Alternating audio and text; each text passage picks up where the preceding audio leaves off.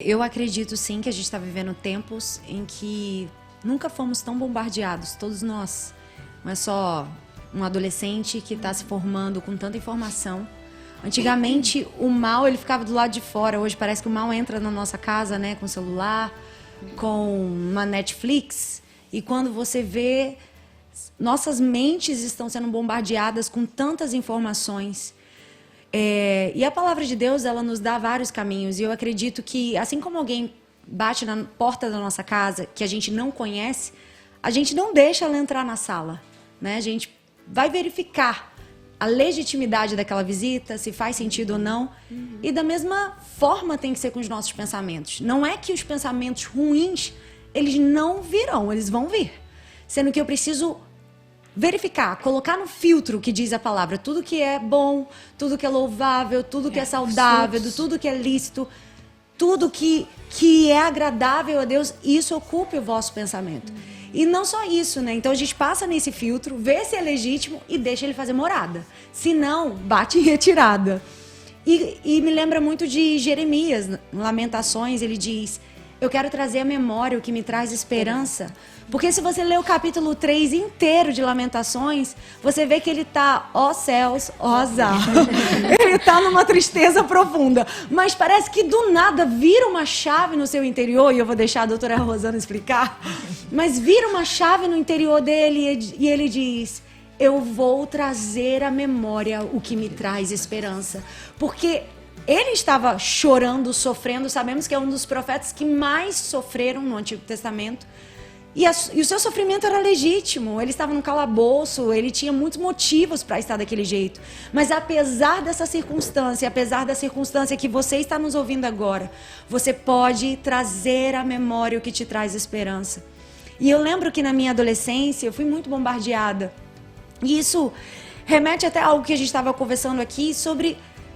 Hoje eu trato muito com mulheres, o meu trabalho é especificamente com mulheres, mas existe uma geração, que é a geração das meninas, das pré-adolescentes, que estão sendo profundamente atacadas em suas mentes, porque tem que ter o corpo perfeito, tem que ter a maquiagem perfeita, tem que ter os pais para bancar, né, tudo que a sociedade diz que você tem que aparentar na rede social, é a bolsa cara, é a roupa de grife, e é uma demanda muito grande e excessiva para um adolescente.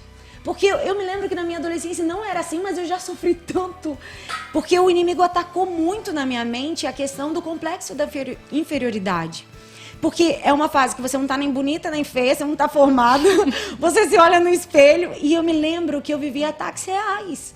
Eu me olhava no espelho e o inimigo dizia assim pra mim: nunca você vai casar. Nunca ninguém vai amar você. Olha como você é feia.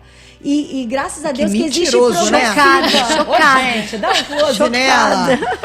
E graças a Deus da mentira aí, a prova aí, olha. Sem palavras. Nossa. Querendo quebrar esse espelho dela.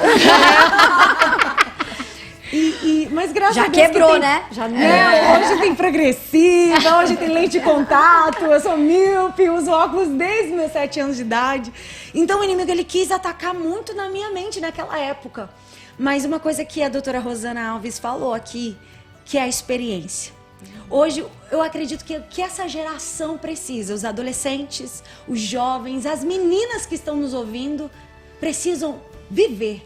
É uma experiência genuína com Deus. Porque um dia, embora nascida e criada no Evangelho, não é porque você é nascido e criado no Evangelho que significa que você é crente, né? Você precisa viver de uma experiência.